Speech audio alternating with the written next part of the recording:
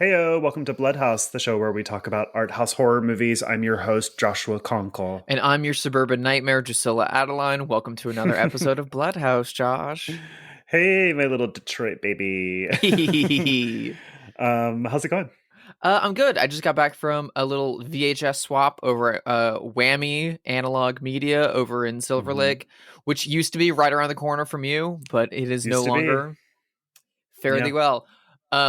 Had a great time. I have a lot of friends who run Whammy and who swap tapes there frequently, so I love coming in. I got rid of some Faces of Death tapes that I somehow had gotten my hands on, and I did not want them in my house. Items. Yeah, cursed you have that items crux hanging around. So for listeners who don't know, those are like tapes that were really popular in the 80s that were like actual footage of people dying and stuff like that from like around the world, or like faked to look like people, actual like stuff, like snuff film kind of stuff. And like, I don't want that shit. I don't care about that shit, but they go for a lot of money. People like that. So I traded them. I got some really fun shit. I got Faster Pussycat, Kill Kill. Ooh, on VHS. Wow. The original Russ Meyer tape that like in the 80s you would have had to call Russ Meyer up and then like he would send you the tape. Super, super cool. I got that. I got a bootleg from retro release video of Hereditary. I got SLC Punk. I got the Doom Generation. Wow, these are good. Seed of Chucky, which is a very rare tape because it's one of the last big horror movies to get a VHS release. So a lot of really cool shit. I got From Beyond. The Stuart Gordon movie, which is amazing. I got a lot of really cool stuff. So I have a lot of tape watching ahead of me. That's cool. I think Russ Meyer's family still does his distribution, except for Beyond the Valley of the Dolls, which is Criterion, obviously. But like, yeah, because that, and I think the 10th Hour or something like that are owned by Fox. Right. But yeah, his family still owns the distribution, and I like. My girlfriend and I were looking into like, we love all his like we love like Beneath the Valley of the Ultra Vixens and Up and like Mudhoney. Where can we get those? And it's like, oh yeah, you just go to like the Russ Meyer website and you like order a DVD off of there. But they're like $60. Really? Each. Wow. And like Faster Pussycat Kill Kill is the only one that has a Blu-ray and it's like $150. Oh my God, I had no idea. And that's not like people on eBay, like it's discontinued, it goes through. That's literally like brand new, the only way you can buy it.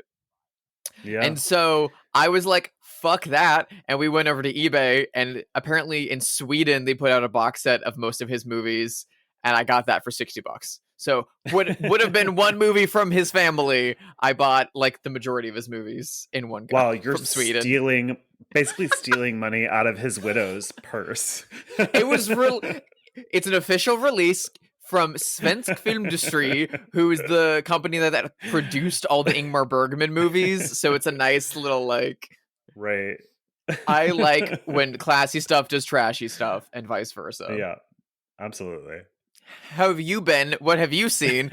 How are you acclimating to the new home? Is everything like settled and were pipes creaking, bumping in the night? Is Edie like back on a sleep schedule? Things are so fucked up on my end. It's like crazy. Joel was like, "You're going to talk about this in your podcast, aren't you?" And I'm like, "Yes, I am," because we have not gotten a single piece of forwarded mail in a month. We don't know where it's going. So Joel bought an Apple AirTag and mailed it to our old address so that he could see where all the mail is going. And so that's honestly, that's smart. Brilliant. Sometimes Joel is a Karen in like a really smart way because he loves to confront people when they've messed up and things like that. He loves to tweet at brands and airlines and things. But anyways, we've just been watching that piece of mail drive around Echo Park in Silver Lake in mail truck. Like these things are just in a mail truck, never being delivered to anywhere. Just all of your mail is just like undelivered in a mail truck. Undelivered in this mail truck. We assume this one piece of mail is at any rate. So we're trying to figure out what to do about that. Meanwhile, the vibes are just really off in this apartment. We've had so many things go wrong. And then we discovered from our neighbors that the people who used to live here were running some sort of like crime ring. They were like Polish immigrants who the woman is the CFO of some sort of quote wellness company. Oh And no. has been arrested 3 times for like grand larceny charges, including last month. And they told us that the feds came and busted them in this apartment. So we're like, what is happening?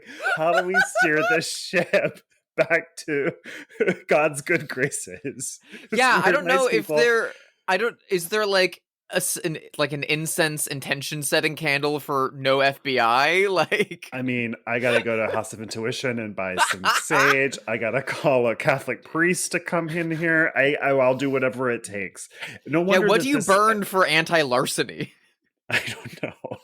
This apartment, and like, did they change the keys? They could come in and steal all of our shit. I had to call my business manager and be like, Jen, do we have renter's insurance in this apartment? Like, I'm just like, everything is so messed up. But I and yet this is still a good LA renting story. You know what? The apartment's Comparatively. really beautiful and giant and about $1,000 under market rate. So now I know why. Why illegal activity was happening there? Yeah. Yeah. What have I been watching? Oh, I watched one of your favorite movies for the first time. I watched Fassbinder's Querelle.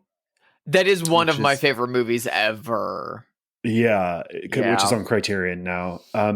With that new cover is so good for the Blu-ray. I really liked it. I mean, it's really beautiful to look at. It's like a painting from Weimar Republic, Germany. It's very hot. I think the man who stars in it is maybe the hottest man who's ever lived. Brad Davis. Yeah. Yeah.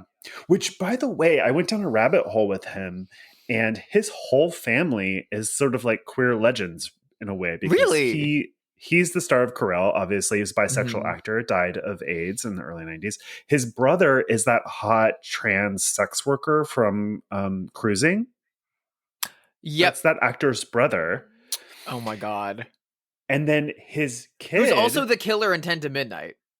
Yes. The naked killer in 10 to Midnight.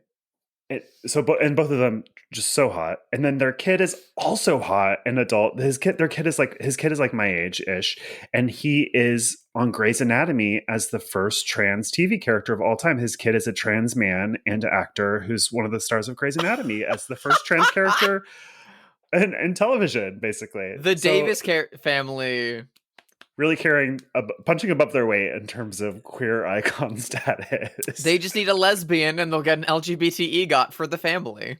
Yeah, I went down a whole rabbit hole because I was like, oh, I wonder if he has any kids. And it's like, here's his son's Instagram. And I'm like, God, his son is so hot too. And then I found out his son is like this trans actor who's on Grey's Anatomy. So I'm like, God, this whole family. Querelle as a movie is so hot. It feels like the kind of stuff that Pierre et Gilles like masturbate to.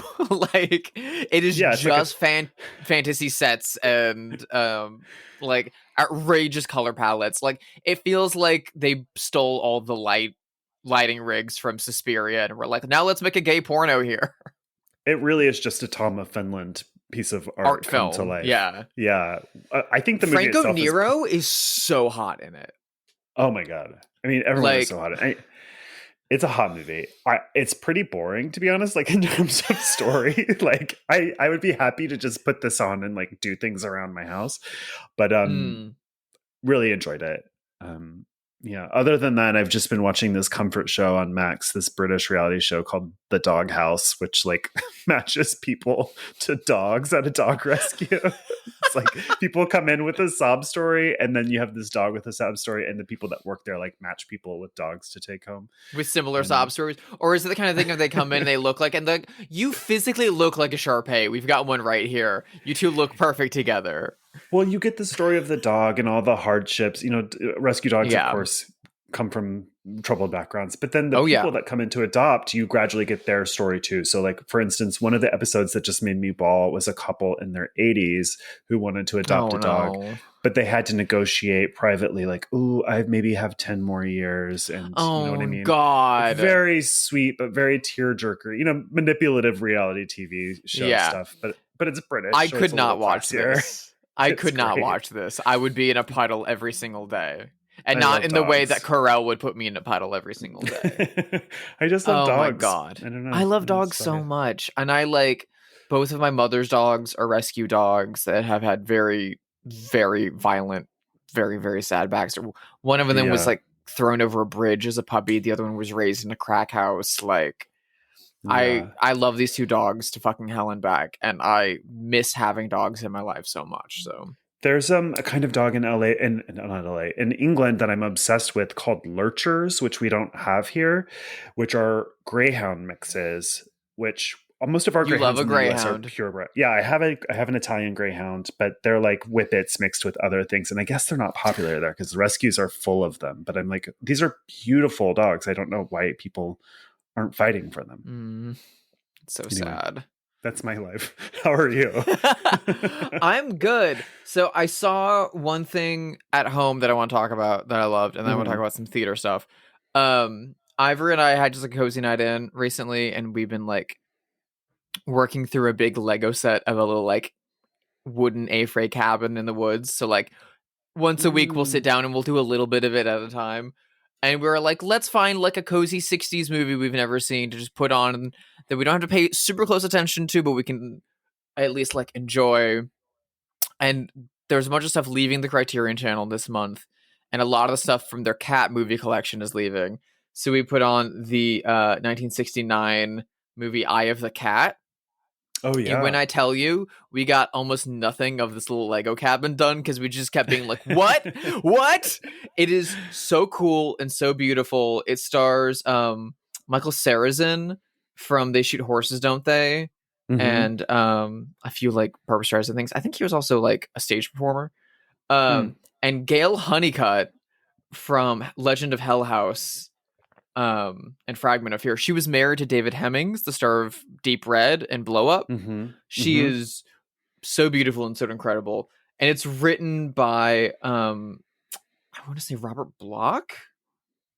No, Joseph Stefano, who wrote the screenplay for Psycho. Right. And it's literally like a man and a woman decide to con an elderly woman living in a lavish mansion in San Francisco out of her inheritance so that they can kill her, except her lavish mansion, which looks like it was designed by the Madonna Inn family, is like full of like 100 cats. And the guy who's conning her is like terminally afraid of cats. I love this. It's so fucking good. It's so beautiful and really, really, really, really fun. It's like it would make a really good pairing with Umberto Lenzi's Orgasmo that we talked about last year or something like that. It's a similar kind of setup. It's a very kind of giallo plot, but with a very like post the birds setup, like post like Night of the Lepus Animals Attack movie happening in a very chic San Francisco mansion. I loved it. I thought it was really, really, really, really good. I also got to see 2 movies in theaters this week. 2 really, really great movies. One of them is one of my favorite movies of all time. And yet both of them, I had bad theater going experiences. Oh, no. One of which was The Umbrellas of Cherbourg. I got to see at Vidiot's, which is the rep theater and video store, rental store here in LA. And then the other one was the new movie with Sydney Sweeney, directed by Michael Mohan, Immaculate, which is being put out by Neon, which is like, I think they said it was the biggest first week opening of any Neon movie ever, and that like includes great. Parasite. Wow. I think it's projected to make $5 million in its opening weekend at the US box office, which is like that's really good, especially for an independently produced horror movie that Neon just bought distribution rights for. But Umbrellas of Cherbourg, love that movie to pieces. It's one of the most heartbreaking, beautiful movies ever made. Movie. I was so excited to go see it. And we saw it at Vidiot's. We sat in like one of the front rows. And it's also one of Ivory's favorite movies, and she cries at it every time. And before the movie, the programmer came out and asked the audience if anyone had seen the movie, who hadn't seen the movie, and like 80% of the audience raised their hands, and we were like, oh, cool, people are going to see this for the first time. And then she was like, awesome, we encourage you to interact with the screen, to like let loose with whatever you're feeling, just like let it go. And I was like, okay, she's encouraging us to cry. Sure. Except she offered, there was absolutely no like, she didn't say anything about the movie. Just like, this is the video, this is what we do, and we encourage you to interact with the screen. And then here's the movie. There was no trailers beforehand. They just went straight into the movie. So there was no context of like, this won the Palme d'Or. This is from Jacques Demy. Here's who Jacques Demy was. This is a fucking opera that's presented as an old Hollywood musical in a way. Like, all of it is sung. Like, there was no preamble. There was no setup other than that. This is so stressful, this story. Yeah. So then, like, for those unfamiliar with Umbrellas of Cherbourg, it is a like kind of like suburban romantic tragedy, in the guise of an opera, and it like tease that up frequently throughout the movie. So the first little bit of it is super beautiful and romantic and charming.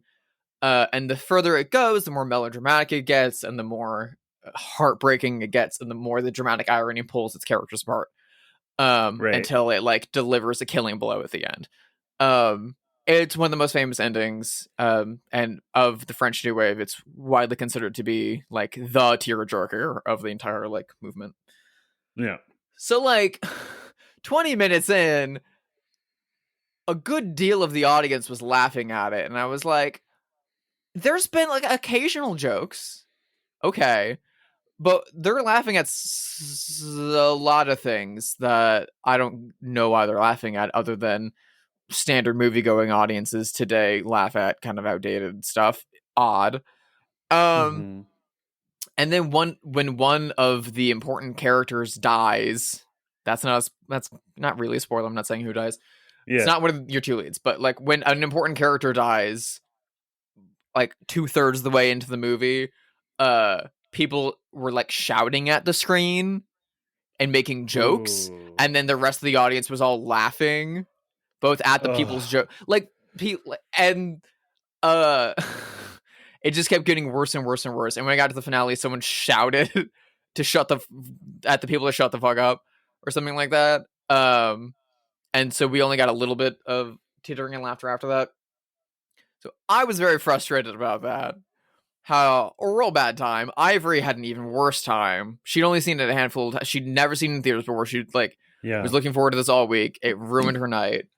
And so the next day I was messaging with a few friends that work at Vidiots about it.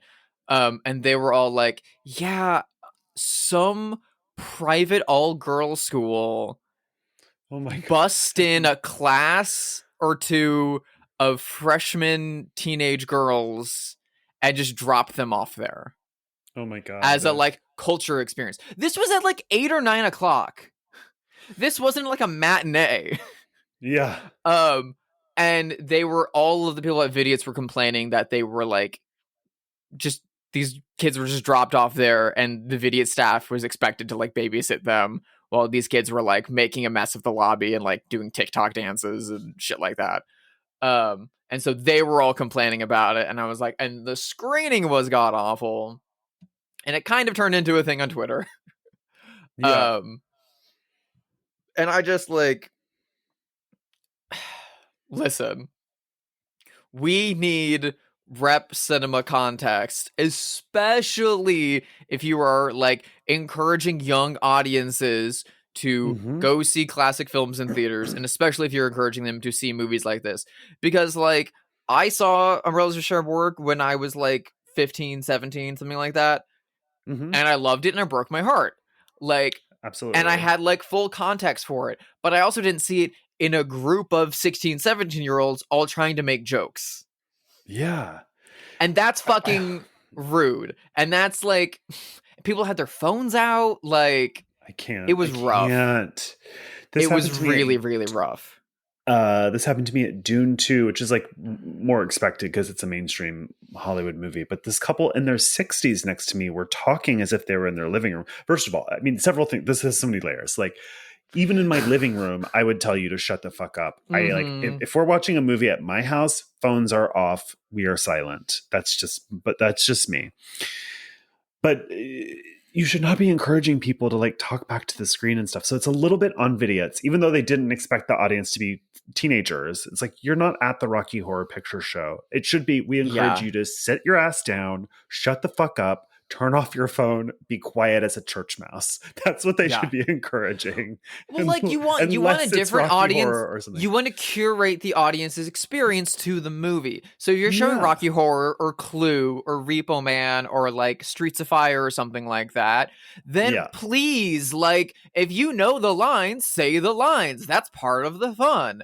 But if you're showing Umbrellas of Cherbourg or the 400 Blows or like the Bitter Tears of Petra von Kant or like dramatic, melodramatic, emotionally charged art films, shut the fuck up. Silence. And also, you need to give context to an audience, especially an audience that is not familiar with the film you're showing, what they're about to see. Because, like, I saw a lot of people being like, you can't police people and how to react, and you can't do this, and, like, people are going to enjoy it how they enjoy it, and stuff like, there's no one way to, like, read and enjoy a movie. Yes, there is. And it's like, yes, there is. that says maybe, and there's many, many interpretations, and I want there to be many, many interpretations on stuff. However, when you're in a public space, that's where, like, etiquette comes in. That's where, like, if you're in the fucking like grocery store, you're not like shoving into people to get a box of fucking Chex Mix. You're like politely waiting for them to pass, and then you take it down. If you're in a movie and you're like talking or on your phone or like making jokes at the screen because you're not having a good time and you want people to like laugh at you and not the movie, you're being a fucking asshole. And you deserve to be called out. Yeah. We live in a society. And the movie itself tells you, every movie theater in America has a thing before the movie that's like, turn off your cell phone and be quiet, the movie is starting. I like the way Alamo handles it, which is basically like, we'll send you to the gas chamber if you bring out your phone. Alamo is so serious about it. They're like, the New Beverly is very serious about it too. They like have like a person in front of every movie talking about the history of the movie, and then they do a preamble. And they are I've seen them throw friends of mine out that were just like turning their phone off, but because the light was going, they threw them out of the theater. Like, it's like, that's important. And that gets to then my screening of Immaculate just last night at the AMC in Glendale. It was like sold out. It's doing great numbers. Mm-hmm. We were very excited. We got there early. We got like really good seats, like dead center. Fabulous. Trailers start. It's also an AMC, so there's like 30-40 minutes of fucking trailers. Yes. So we got a lot of trailers. We got all that time. We got Nicole Kidman talking. Nicole Kidman is back with a new spot. And then, you get opening logos and all that stuff. And so like everyone is like sat and we're all like done. We all have our popcorn and we're all ready to be scared. And then like by the time the opening titles are going, 2 people walked into the theater with like sodas and popcorns, and both of them had their phone lights on, like the flashlight on your phone, not like just your phone, but the flashlight on their phones. And they were like loudly talking to each other and like looking for seats, and they were like marched up to the back row, and they started fighting with people that were there, being like, no, these are our seats, like we're trying to sit here. And the people that were there, like, showed them their tickets and, like... and so they started, like, walking up and down the back row with their flashlights out, looking for open seats and talking to each other. Ivory and I, at least, our theory on this was that they were trying to sneak in or something, because they clearly didn't have seats. It's not that hard to figure out where your seats are. Yeah, it's not. You don't need a fucking flashlight, especially when the fucking movie's playing. A dimly lit, dark horror movie and the opening of a fucking movie. And so like they kept like talking to each other, and people like throughout the crowd kept being like, shh, or like you'd hear people say like, put your phone down. please turn your phone off, put your phone away, sit down. Like, people kept saying that, and they like paid no mind. They just kept going. They kept going up and down like every row, looking for seats with their flashlights out.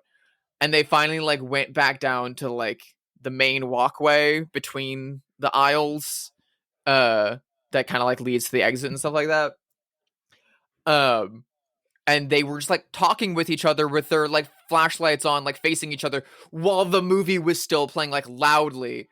And so I at that point, like, I had already missed like the first 10 minutes of the movie and like a whole jump scare.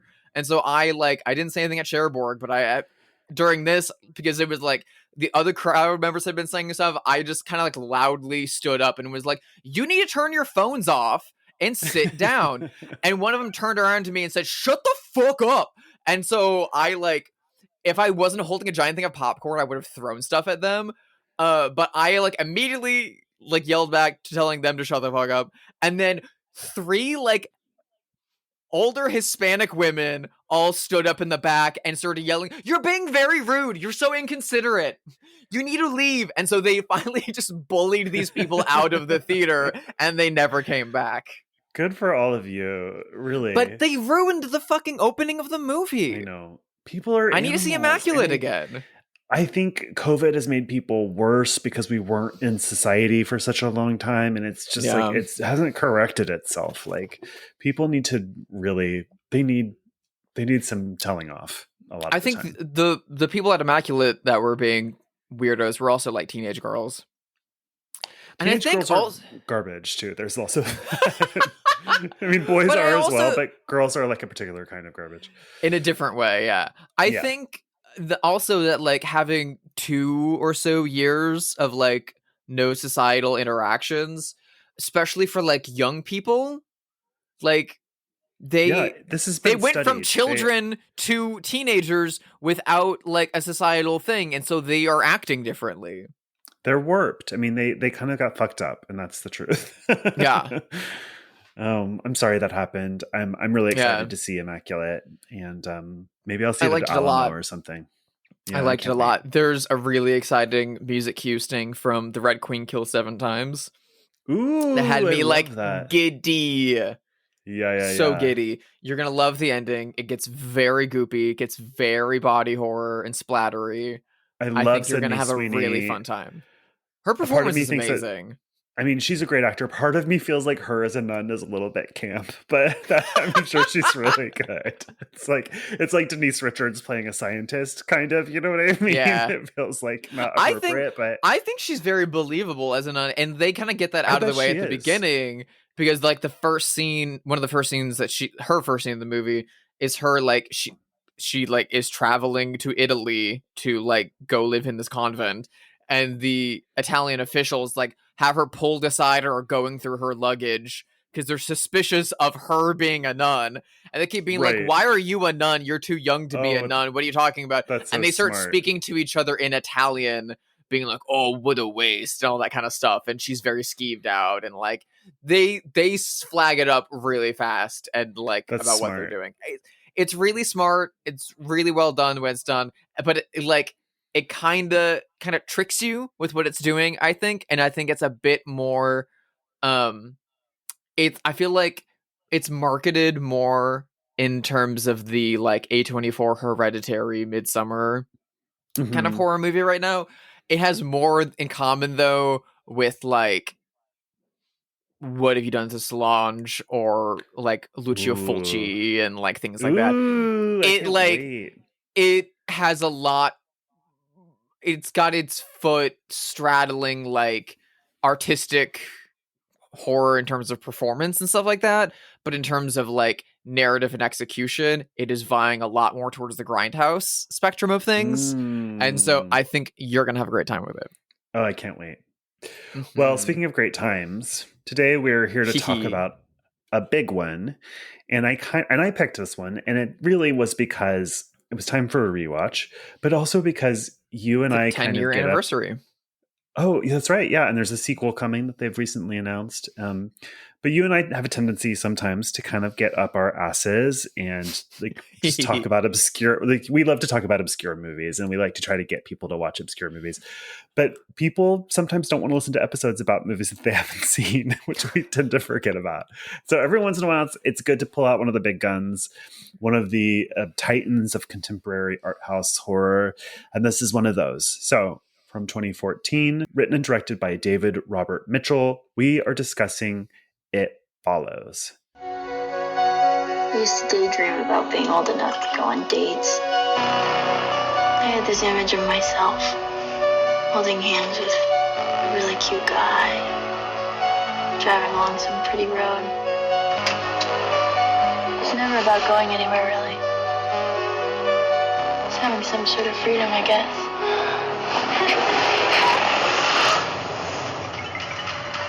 Okay? You awake? You're not gonna believe me, and I need you to remember what I'm saying.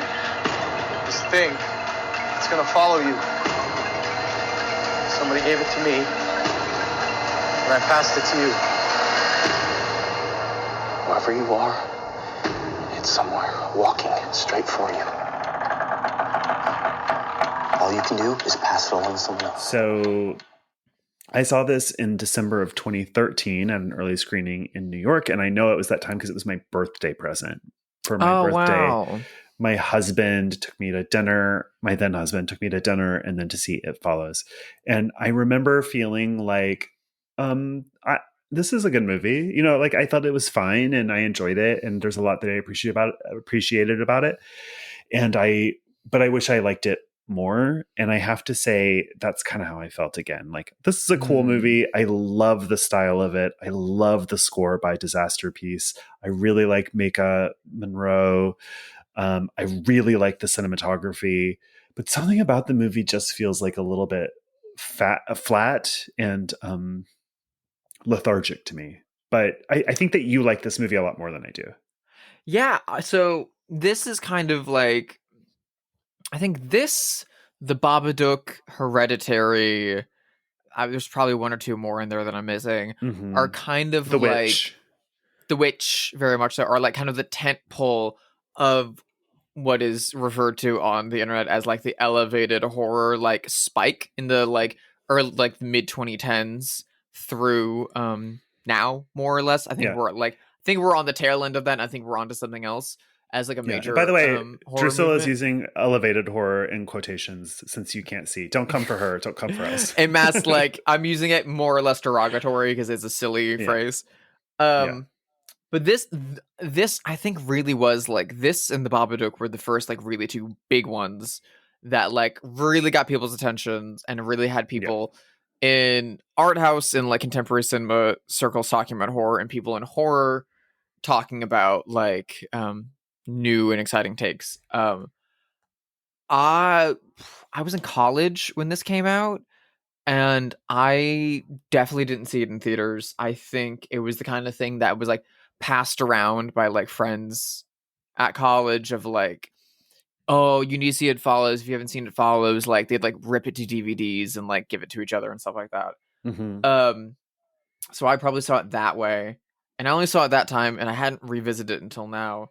And my memories of it were that it was like simple and slow and just okay. I think my memories of it were probably like a 3.5 star experience of like, it's good, but it didn't do everything for me. I really love David Robert Mitchell's second follow-up movie to this, Under the Silver Lake. I love that movie, which I haven't seen, but that movie's very divisive, is my understanding. Yeah, it's great. Also with Sydney Sweeney and Hottie Andrew Garfield, is that right? Okay. And so I've been, much like other filmmakers we talked about, like Anna Lilianapour, who had A Girl Walks Home Alone at Night. This was another one where like he had one more movie, and it had like kind of a big to do around the release not being released when it was supposed to, and then hasn't made anything since. And then only now does he have an opportunity to make something again with the sequel They Follow. So I was really excited to revisit this, and I liked it a lot more upon revisiting it. And I don't know if me aging and being further away from the movie has helped, or if also me simply being further away from the Midwest and from that time of my life has also helped. But I found the specificity and like suburban Midwestern teenage malaise of this movie like painfully relatable and nostalgic. And I really, really, really, really loved it. I think the first time I saw it, I got very caught up in the like STD reading of it, which I found not that compelling. But surrendering to a like Midwestern post-recession teenage surrealist gloom nightmare, loved it. Loved it. Loved it. Loved it. Loved it. Loved it. Yeah. It almost feels like Go ahead, sorry. No, you go ahead. I was just going to say, I like everything about the movie except for the movie, right? Like, I love the vibes. I love the actors. I love the music. I love the setting of Detroit is so beautiful. It's directed with such specificity. I love the camera work. I mean, I love every element of the movie except for the actual movie, which I find a little one note. So is it the narrative? Is it the plot conceit of the movie? Is it what? Yes. What's attracting? I think part of it is that by the nature of the movie, only Maika Monroe's character is in trouble or in danger for most of the movie. So there's that. Like the writing has sort of painted itself into a corner in that regard. Like no one's really in trouble unless they've had sex with her. So I would say I would disagree. Because when they go to the lake, the other kids are equally in trouble. If they try to help her. Yeah. And that's the thing. Well, and also, like, when she shoots at it, she frequently shoots through it and at her friends. Yeah. Yeah. And beyond that, though, I just find it sort of tonally all one note. And as much as I love a slow burn horror movie, to me, it never kind of like explodes in that satisfying way that slow burn horror movies are meant to do. Like it never kind of just goes wild for 20 minutes at the end. And also I find the ending just sort of like confusing, the swimming pool stuff, which we get to. I don't know. There's just something about it that's like a little bit flat. I gave it 3.5 stars. I like the movie. It just is not super effective to me. But we should talk about the plot before we get much further, which is that Maika Monroe plays Jay, who's a 19-year-old college student who still lives at home. This is set and filmed in Detroit. She goes on a date with a man that she has sex with, and he then knocks her out with chloroform, wakes her up, tells her, hey, this thing is going to follow you. It's been following me. And no one else will be able to see it. He kind of explains the gremlins rules to her about the it. and then it follows her, and her friends are trying to protect her. And the it manifests as like either people she knows and loves or just absolute strangers. And it really is just like these creepy shots of people following her.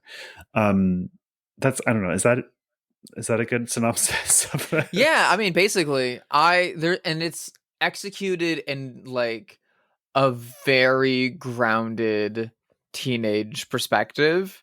David Robert Mitchell obviously was like much older than that when he made it, but authenticity of the script and of the performance is really, really grounded. It almost feels in that way that like Peanuts does, of like the adults are always off screen and you just hear them as like trombone music and stuff like that. Like there are adults in this and there are parents, but it feels like they don't exist. Or if they don't care effectively. Yeah, exactly. I mean, that's one of the things I like most about this movie is the working class aesthetic of it. Like all the kids are working class or worse off than that even. So the parents are basically always working or otherwise Yeah. gone. They're just literally not there, which is the experience of most working class kids in America. Frequently in this movie, to evade the force that is following her, she and her friends will pile into a station wagon with a bunch of snacks and hit the road for like a mini vacation out on Lake Michigan, like multiple times and like in different places and directions. And at one point, one of them asks the other one, kid driving his mom, if his mom will mind, and he's like, "Nah, she's not even gonna notice." And it's like that's Yeah. the world they live in. There's also like they allude to the fact that Jay and her sister Kelly's father is not in the picture, but we don't know to what degree that's true. He's just physically not there. There's photos of him, and then near the end of the movie, the force that's following them manifests as him. Yeah. But that's all we know. I think this movie is really, really brilliant and sly in its execution. I read an interview with David Robert Mitchell where he was saying their like really big visual touchstone was the photography of Gregory Crutzen, who's a really famous American photographer who like treats still photographs like film sets. Like they're very stylized and very lit, like overly lit and designed, but they're just of like very mundane suburban moments and lives. And it kind of reminds me a lot of the like Arcade Fire, The Suburbs, like that Spike Jonze and stuff like that. It's very that it's a lot of like Midwestern suburbs. You're riding your bike, you're like having a date at like the little coffee shop or the movie theater, and like all the other high schools in town, and everyone kind of has a reputation and like balance with each other. There's very lived in relationships between all the characters that I just love so much. There's been a lot of people that have read into the nature of the setup, because obviously this is something that like is passed through sexual activity, which is the like, at least as far as we know, the setup to it. And then it just continually follows them on foot, very slow moving, and eventually wreaks havoc on them and kills them, and then keeps going down the line. For me, the first time I saw it really thoroughly through a like HIV STD lens, and it was unsatisfactory to me. Yes. Rewatching it, the moment they have sex in the back of the car, which is also like the main poster, is very matter of fact. But the moment after, where she's laying in the back seat and like playing with a flower and talking about her childhood and talking about growing up and talking about her dreams of just hitting the road with a boyfriend or her friends and like having a freedom and having dreamed about this moment from her childhood while he's like preparing a chloroform rag in the background. It follows on this watch, following all of that, seems to feel less like a sexually transmitted disease and more just trauma and the pain of growing up. It feels like, especially in like a post 2008 recession, like Midwest, especially in Detroit, where like the auto industry had collapsed. It feels like the inevitability of aging and thus death. There's a reading of this that is like very like the movie is anti-sex, be it accidentally or intentionally. I think that's uncharitable, and I don't read the movie that way. I think the ending makes that explicitly not true of this movie. Yeah, But I understand the reading of it, especially in that way, even though I don't agree with it. It's not a very sophisticated reading, but I do understand it because it is transmitted through sex. A lot of the quote unquote it's, for lack of a better word, whatever this presence is, it manifests itself as like, why are so many of these it's like tits out women for some reason? Do you know what I mean? Or like dong out dudes on a roof. Or dong out dudes on a rooftop. So it's easy to read it that way, whether or not it's the intention or whether or not that's sophisticated reading. I have to say, one thing I truly hate about this movie, and it sets me up to not like the movie, is the opening, which I loathe because the girl is running in high heels. It really drives me insane. It feels like the filmmaker was obsessed with an image and just did it whether or not it made sense. It just feels like very boy writing. It feels like fetishistic in a way that's a little tacky to me. I don't think a girl would run in high heels. It looks goofy. It sounds goofy. I actually really hate it. And if they did the exact same thing shot for shot without the high heels, I would love it. But it just is like, it really gets under my skin. So personally, I like that scene a lot for a lot of reasons.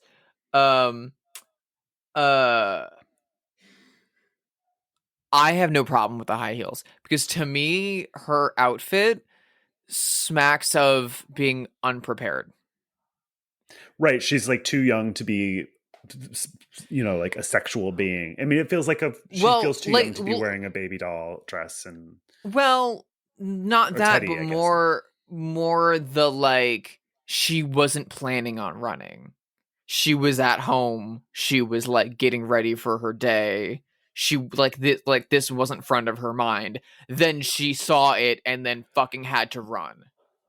Yeah, well, I agree with that, but I would take it a step further because to me, the actress is very young looking. She's wearing a very sexy like teddy and like lingerie, basically. She's not wearing lingerie. So it feels like she's wearing little lacy panties and a matching top. But it's not. It's maybe I didn't see it as like super sexualized. It just looked like underwear, which it is, but it didn't seem like overly mature. Like, I don't know. To me, it felt like a little girl dressing up. Like, yeah. So I guess in that way, I don't mind it, but it's just the heels. The heels are a deal breaker for me. I just think it's so goofy to watch someone run in heels, and I don't like the aesthetic of it. I don't like the sound of it. It feels unbelievable to me. It feels like a boy writing. Yeah, I'm not into it. I feel like it was a choice and not a like simple dude wouldn't this be hot choice. I think because I've seen those kinds of things levied against David Robert Mitchell in this movie and in Under the Silver Lake, but I also think that this movie and Under the Silver Lake are actively critiquing that male ideology and concept. But I think it's a choice to present her as fully unprepared and taken aback by what is happening. And it's just a very striking image that as soon as you see a person in this outfit fucking booking it out of a house and into a suburban street, you automatically know that something's wrong. I love the score by Disaster Piece. It's cool. It's giving 80s throwback, but in a way that's contemporary and fresh feeling. It's really scary, really jarring, especially that fast pace, like bam, bam, bam, bam, bam. I love that. The score is really, really, really, really good. And I feel like one of the biggest of the like handful of like return to synth scores of the time. I know Drive had done it really big around that time. Yeah. The Guest would go on to do it really, really big a few years later with Mecca Monroe. But the score is really, really powerful, but it's also really sparse. Even when we get it, it's only a handful of notes. But we also like get whole stretches without score for so long. One of my favorite set pieces in the whole movie is when they're like looking for the guy that she had sex with, and he gave a fake name and a fake address and stuff like that.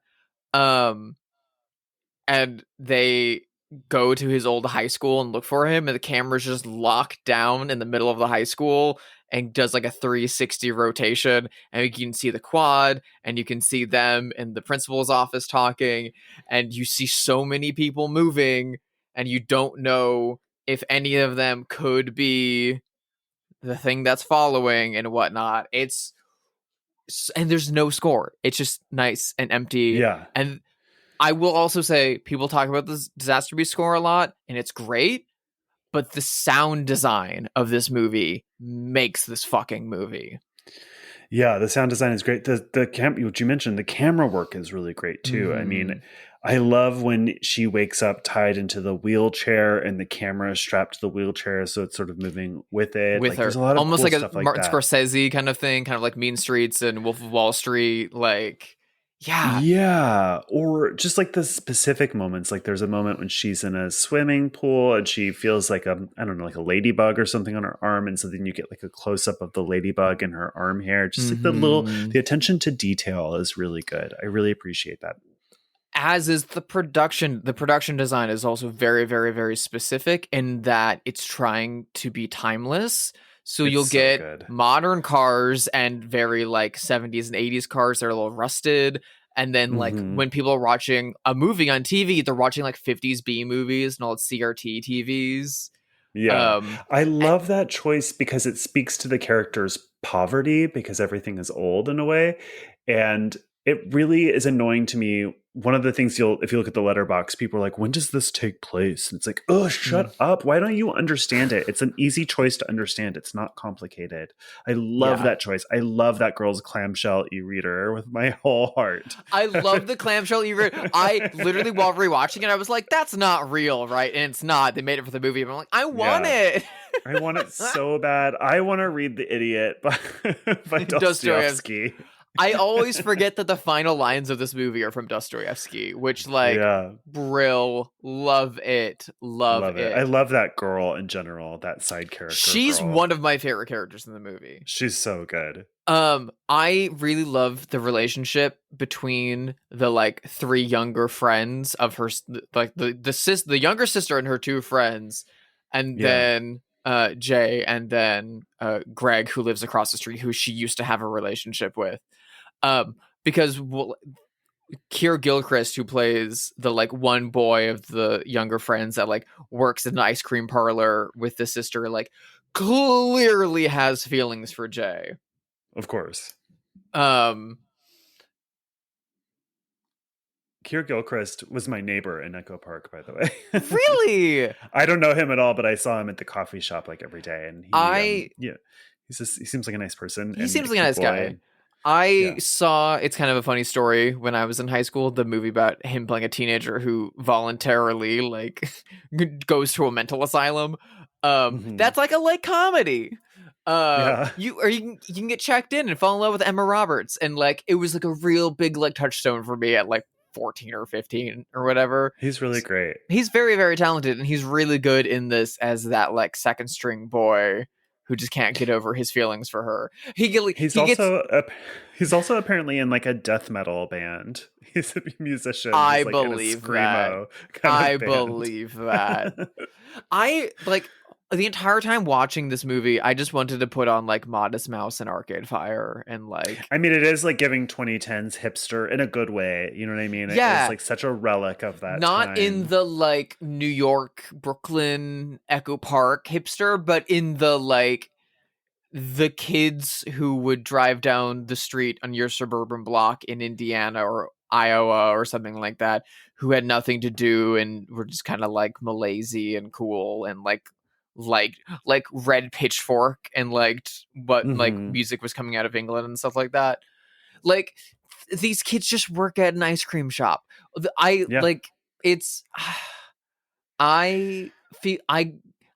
worked at a fucking Dairy Queen in high school. I fucking like drove an old Volvo around, and it felt like every single day it was me and my girlfriend and my friends that I was in a band with just driving around Indiana or Ohio or Michigan or up to Chicago doing nothing, and we could do whatever we want, and we had everything in front of us. And what I love so much about this movie is that it's about that point in time, and it's about coming of age and accepting that there are horrible things in this world and that we have to deal with them on a daily basis, and that everyone is dealing with something like this on a daily basis. I personally, I think it's a movie about trauma. I think it's a movie about the way that, like, growing up inherently, almost all of us will experience one form of trauma or another, and losing your adolescence. I'm someone who went through a lot of violent experiences in my teenage years and adolescence that really shaped those years and my personhood after the fact. And I have a lot of struggles with, like, recovering memory of just generally a lot of my childhood and adolescence because of that, and dealing with, like, a paranoia and a lack of trust as an adult. And I think that's a lot what this movie has to deal with. I saw that the director sees this movie just as, like, dream logic, as surrealist, and as a nightmare, which is such a great way to approach a project as a filmmaker and as an artist. Agree. Because then it allows the audience to have so many different reads and perceptions on it. I think it's great. I love the ending. I almost wish they weren't doing a sequel, but I'm really glad that he is making a new movie. Agreed. I feel the same way. I really like the ending. I didn't like the pool scene because I'm like, I don't know what your plan is here. I don't understand this whole scene. But the ending, I really appreciated. I have a question, just to not to take the conversation back to, like, the sex STD element, but I have a question, which is, when the neighbor across the street dies, she walks into the room. The presence has turned into that boy's mom, and it seems to be fucking him. So, like, are we meant to believe that this creature is fucking people to death? Because that's what it implies, maybe with the girl in the beginning too, when we see her body on the beach. With her leg broken like that. I didn't get that read from that girl's dead body. However, the neighbor Greg has expressed vaguely throughout the movie that he's in the same neighborhood as them, but he is, like, financially a little bit not as well off as them. They have like an above ground pool and stuff like that, even though their house is very, like, kind of dirty and covered in leaves and stuff like that. So it seems like he's not as well off as them. And it also seems like he has a troubled relationship with his family and his mother in particular. When the other kids ask him if his mom's going to notice them gone, he's kind of got a very flippant answer. And so you kind of feel like he doesn't have a good relationship with his mother. And the fact that the entity or whatever chooses the form of not only his mother in a nightgown with a boob out. Yeah. And then is seen on top of him with, like, fluids writhing and stuff like that. It, again, for my read of trauma, it is either a, like, sexual abuse by parent, or that he is a teenage, early 20 child grappling with sexual desires that he can't place, that, like, are somehow sexual desires. Edible sexual desires that are rooted in trauma. Which, again, like, for a movie that's constantly quoting Dostoevsky over, like, B serials, fits. I don't know. Yeah. I don't know. So many of the manifestations of this presence seem to be, like, could be read as the victims of sexual assault. Like, a lot of them are women with their boobs out who have, you know, like, a bloody lip or a bloody nose. The one that shows up in her kitchen, that's who, like, pisses on herself. Yeah. Yeah. All of them kind of seem, they can appear as people's loved ones and friends and stuff like that, but almost all of them appear, like, stricken. There's one's a little boy who, like, has, like, deep sunken in eyes. One's a very, very tall man. The tall man gets me every time. I'm like, where did they find this person? He is so scary. The one that gets me is the nude man on the roof. Yes, which that's I that's a believe is freaky one. also supposed to be her father. Her father is the guy at the pool. Is as the guy at the well, right? pool. I Who's think like that's supposed to be her throwing father. radios at her. Yeah. Yeah. So the whole pool gambit, which I personally thought taking to the pool was kind of a wink, an homage to Cat People, which has a very infamous Mm-hmm. pool set piece, and is also Mhm. one of the most like notorious movies about following and creating jump scares and things like that. But it also seems like, I don't know, almost like a narrative metatextual satire on the idea of like the big standoff that monster movies and Carpenter movies seem to Yeah, always no, have. I get that. And it's a pool, which is nostalgic. They even say that, like, oh, I haven't been to the pool since I was a little kid. And yeah, I get all Yeah. that. But I There's didn't know what their also, literal like- plan was. It seems like their literal plan is to lure it into the pool, get her out, and then electrocute it. Right, but then she's swimming in the pool. And I don't know. Just something about that scene doesn't... They had to get it into the pool and then get her out. It seemed like it all had to be like timed out. But the pool and the constant returning to Lake Michigan, and the rain in the final set piece, and the pool she swims in at home seems to have a really strong like water theme throughout the movie visually that I really love. I mean, when she kind of leaves the house on her own later into the movie and drives out to Lake Michigan and she sees some guys on a boat and she goes and gets in the water, I was kind of like, yeah, that's a good idea. Get on a boat. It can't follow you. How's it going to follow you? It just walks. I thought she was going to go fuck all those boys so that the thing would follow them. Follow them. Well, Yeah. So that's the other thing I wanted to ask you is, because this movie has very specific Gremlins rules, Right. of like, you have sex with someone, it follows them until they have sex with someone for it to follow them, and so on and so on. And if it kills them, and then it goes killing people back down the line. But also, it's smart, but it's slow moving, so it only walks places. It only walks. It doesn't run. It doesn't do anything else. But it will always eventually catch up with you. It's got some kind of magnetic pull towards you.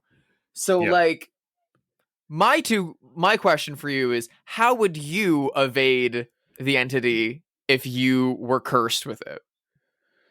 An orgy. I would go to like a big gay sex party and fuck as many people as I could. But then you've got like a possible slaughter or epidemic on your hand as all of them die in the next year, Final Destination style. Well, the other option is to just off yourself. I mean, those are kind of your two options, right? The two things that I was thinking was either like hop a plane or a boat, because I don't know. You can't walk across the ocean. Yeah, it's to go take a like plane to Australia. You'll probably be fine. It's a North American monster. Yeah, if you like, because they go out and drive from the suburbs to Lake Michigan. It takes it like a day to get there, which is like how long that walk is. So you could like drive to Chicago, hop a flight from O'Hare to like London, and then like, what's it gonna do? Walk across the ocean? And even if it does, you've got a lot of time to kill to then go somewhere else. I mean, I lived in New Zealand for a year. It couldn't walk to New Zealand, I don't think, in a lifetime. Could it? Yeah. You can't. And then the other thing I was thinking was like, oh, well, you could also, I guess, hire a sex worker, and then it would pass off to the sex worker, and then it would immediately pass off to the sex worker's next client. So on and so forth. And so Which on the and so boy, forth. Kira's character, does consider at one point. Yeah, he does. But one of the things that I do like about it is also that she has to struggle with, like, do I even pass this off to someone else? Because what kind of person am I if I condemn and damn someone the same way I was condemned and damned? Well, that seems to be Annie, the girl from the opening's choice, right? She sort of seems to have made the choice to be like, okay, well, this is the end of the line for me, so I don't pass this on. Yeah. Which is commendable, I suppose. Also, we see a photo of quote unquote Hugh, the boy who tied up AKA Jeff. Yeah, who tied up Maka J in the wheelchair and gave it to her. We see a photo of him in his like high school letterman, like with a girl. Is that the girl from the opening? I don't know. I couldn't get a good enough look at There's so her. many little details in this movie that I would love to like treat like the guy from Under the Silver Lake and like go through with clues and a magnifying glass to see how it all connects, because it does feel that richly textured and layered. To me, that moment with the photo was another clue that the read about this being anti-sex is uncharitable, because seeing that photo of him as like a perfectly innocent high school boy with his girlfriend, to me implies that like they were just kids having sex, which is a totally normal human thing to do and do not deserve what happened to them. Well, the big thing for me that defeats the anti-sex reading is the ending of the movie. So massive spoilers alerts for a movie that's been out and very popular for 10 years, but she finally consents to have sex with Kier's character.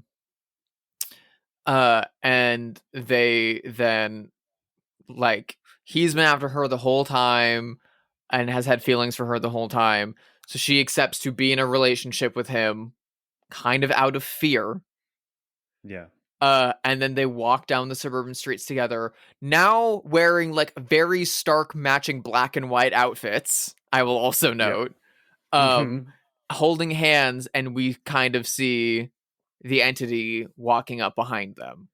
And it seems like they are going to share this trauma together and just live with it every day.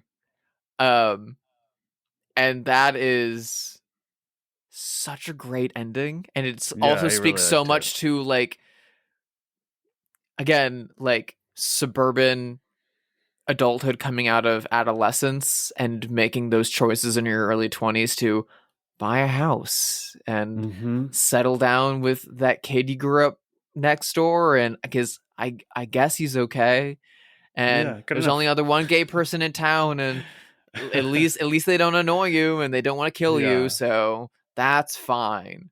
It really feels like that, and I love it. Me too. I love it really so much. Liked it, I really like this movie. I hope I haven't seen too negative about it. It's like a good movie. I gave it 3.5 stars. I enjoy it. I wish that I felt the way about it that everyone else seems to, and I just don't. I think I have a very special, being a teenager around this time in suburban Indiana. This feels like my adolescence, like a nightmare of my adolescence. And I love it. I went from like 3.5, 4 stars up to 4.5 on it. I really like it. I hope it gets a like lavish new release eventually on home video.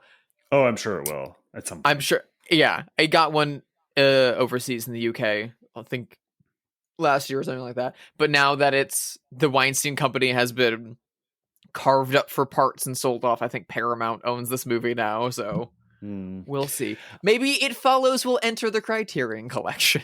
Maybe. I mean, who the fuck knows? For that, actually, honestly, I was thinking throughout the movie, being like, this would fucking deserve. If any modern horror movie deserves to be in there, this deserves to be in there. Also, David Robert Mitchell, is that his name? David Robert Mitchell's first movie, The Myth of the American Sleepover, is like this without the horror elements, and I highly recommend it. Oh, that sounds good.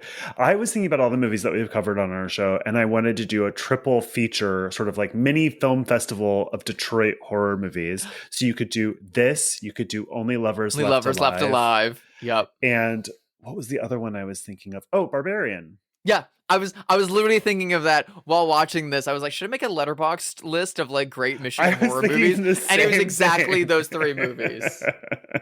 That's so funny. I mean, it's such a beautiful, specific place to film. It's just it's so filmic the way that it looks. The movie theater that they go to on a date is so beautiful. It's apparently where The Evil Dead had its debut in 1979 or whatever. Oh wow, I love. I also love that scene in particular so much. Me too. I love that scene. Like such a great like teenage coming of age rom-com scene that is also like perfectly designed for this exact setup to also be like such a great horror setup of like, you mean that girl in the yellow sweater back there?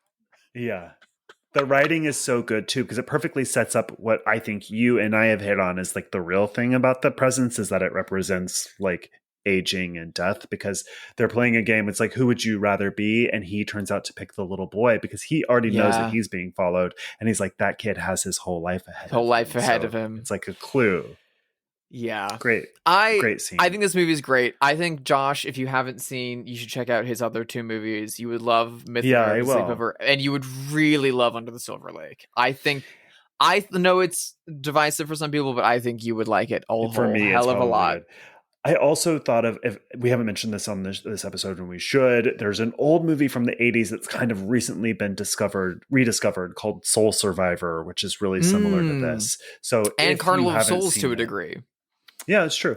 So if you haven't seen Soul Survivor, listener, it's worth watching if you like this movie. Let's play our favorite game. Have they seen it? The game where we speculate wildly whether notable figures have seen this film. This person just came to my mind out of the pure blue sky, I think, because of the synthesizer-ness of the score. Do you think new wave superstar Gary Newman ever saw It Follows? Oh my God, I love Gary Newman. I love Gary Newman. I'm going to say no, he hasn't seen it, but he is familiar with the soundtrack. I'd buy that. I feel like he has the Disaster Piece soundtrack on vinyl, like in his collection. Which exists, right? There is which exists. It's very good. And it's got artwork by Midnight Marauder. It's like a whole thing. It's great. Yeah. All the artwork for this movie is very good. But I don't think he's seen the movie. No, I don't think Gary Newman's watching contemporary horror movies. I'm just saying. Yeah, probably not. I think he's watching Querelle. I think he's watching Querelle. I think he's watching the 1984 that John Hurt stars in. For some reason, that's the movie that I associate with him. Is that John Hurt or? Yeah, John Hurt. What movie? The Hit? 1984. The movie 1984. Yes. Yes. The adaptation with John Hurt. Yeah. Oh my God.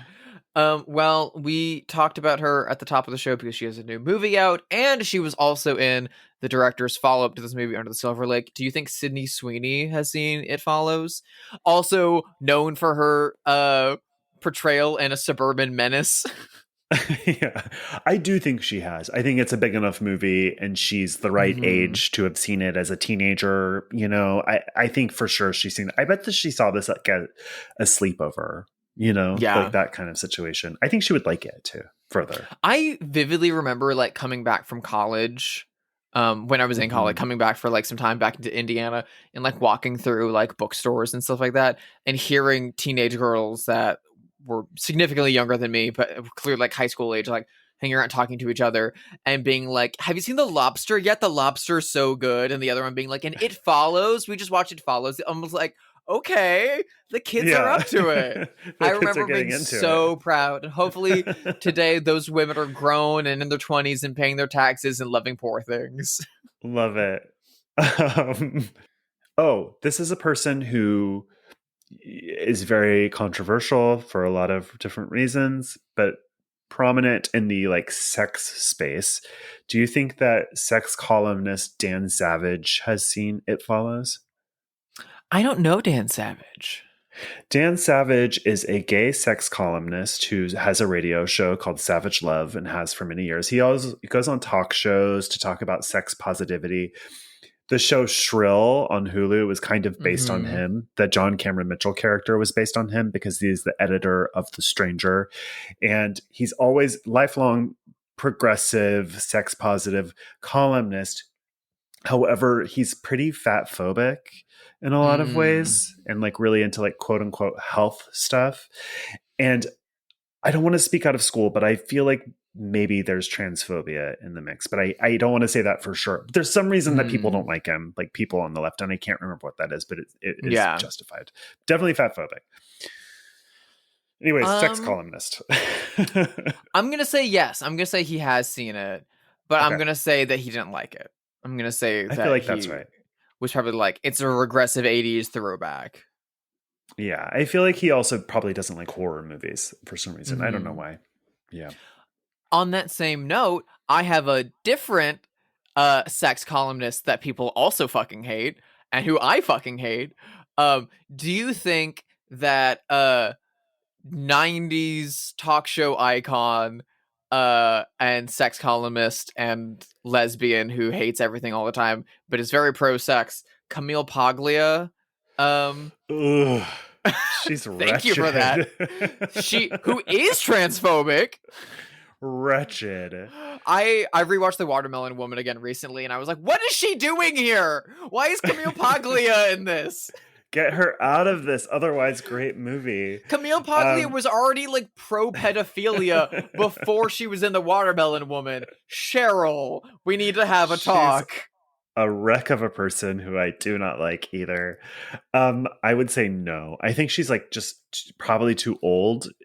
I don't mean that in a mean way. I'm also old, so I feel like I can say that. I think she's too old and not cool enough. You know? She's definitely not cool enough. She thinks she's cool punk rock, but in that like turf way that turfs think they're punk rock. I don't Conservatives know are like, it's so punk rock to be conservative, and it's like, actually, no, it's like the least punk rock thing there is. And I have to say, as like it's a very leftist, cop of you. I am a leftist with some unorthodox political views for the left, and sometimes I discover a person who's like, oh, this person's interesting and has smart things to say, and then the one thing is transphobia every time, and I'm like, why is it this one thing? Like, why do otherwise smart, cool people get caught up on this one issue? It's so disappointing and frustrating. Yeah, like Alice Cooper, or like someone who's really smart and interesting and funny, like Fran Lebowitz or whatever. It's people like that. It's always Fran Lebowitz has at least walked it back. Has she? Oh, great. Fran Lebowitz apologized. But I was really disappointed in that one because I love Fran Lebowitz. I was really disappointed too, because the reason everyone found out she was transphobic was because she was interviewed for a documentary about one of the like trans stars of Andy Warhol's Factory. Which one? Jackie Curtis? I don't remember. I'll have to look. There was a documentary about Jackie Curtis a few years back that was really good. Maybe. I think it was whoever was in Clute. Oh, that was I don't remember. It says Hollywood Lawn. I think it was Hollywood Lawn. Yeah. I think it was Hollywood Lawn. Anyway, there's like multiple talking heads from Fran Lebowitz in that being like misgendering her the whole way through, and then also being like, and she said this to me, and I think that's a bunch of horse shit. And I'd be like, oh, and like there was a lot of talking heads from her, and then she like tweeted a bunch of stuff like that. And then like it took years later, I think in like maybe a year ago or something like that, someone interviewed her about it, and she was like, yeah, I've gotten a lot of shit, and a lot of like younger friends of mine have like corrected me, and like it's like, okay. There is a thing when you get older where in some ways the world just like leaves you behind, and it takes a while to realize that. I think that's where like half of Monty Python are. The fact that like half of Monty Python's transphobic. Yeah. Well, there's 3 camps on Monty Python: transphobic, non-transphobic, and dead. You got 2 dead, 2 transphobic, and then the golden middle of Michael Palin and Eric Idle of like, oh, my saints, my boys. Yeah, thank you, Eric Idle. Thank you, Michael Palin. Thank you, the missionary. Well, that's it for this episode of Bloodhaus. If you liked it, please rate it 5 stars wherever you listen to podcasts. You can email us at bloodhousepod@gmail.com. You can follow us on Twitter or Instagram. Drusilla, where can people follow you? You can follow me around Glendale, California, or on Instagram if you look for Hyde Sister Hyde. That is my design handle. You can also find my work on my website, sisterhydedesign.com. If you want to release It Follows on Blu-ray and get artwork for it, that's a great place to start. Also, you can find me on Letterboxd. If you look for Sister Hyde or Drusilla Adeline, you'll find me over there, and you can find out why I've been watching so many 60s heist movies. Josh, what about you? How can people follow you to Lake Michigan? I am on Blue Sky, Letterboxd, and Instagram at Joshua Conkel. And next week we are watching a movie that I just heard of like 4 days ago for the first time and watched. And I loved it so much that during the movie I texted Drusilla and was like, scrap all of our plans. We have to cover this next because it's so good. We got foisted. So French and so weird and so goopy and funny and scary and everything. What is it?